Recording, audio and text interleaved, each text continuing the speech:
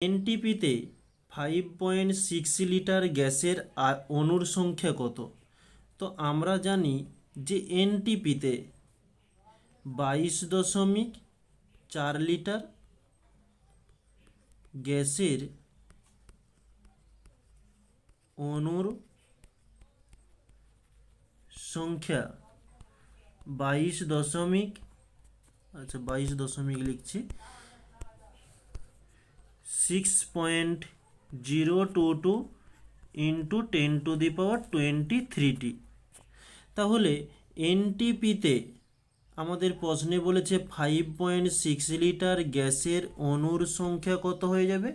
6.022 into 10⁻23 by 22.4 into 5.6। উপরের point তুললে নিচে 10 আসবে, এদিকের পয়েন্ট তুললে উপরে 10 চলে যাচ্ছে, উপরের 10 নিচের 10 কেটে গেল।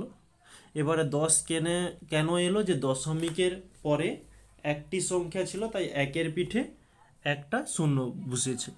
ওকে, এবারে যদি আমরা এটি কাটাকাটি করি, আচ্ছা এই 56কে পুরো 4-এ চলে যাবে 224।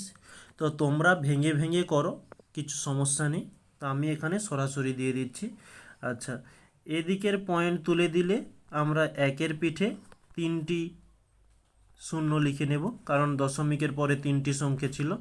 যদি আমরা 2 দিয়ে কাটাকাটি করি, 2 দুগুণে 4, 2 3-এ 6, 0, 2 1-এ 2, 2 1-এ 2। ওকে,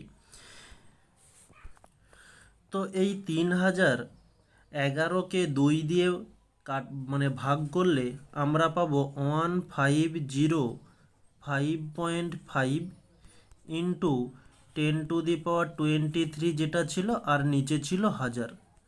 ওকে, তো এই যে 3টে শূন্য যদি আমাদের উপরে চলে আসে, এই দশমিকটা 3টে সংখ্যার পরে আসবে, 1 2 3, তাহলে এখানে দশমিক হয়ে যাবে।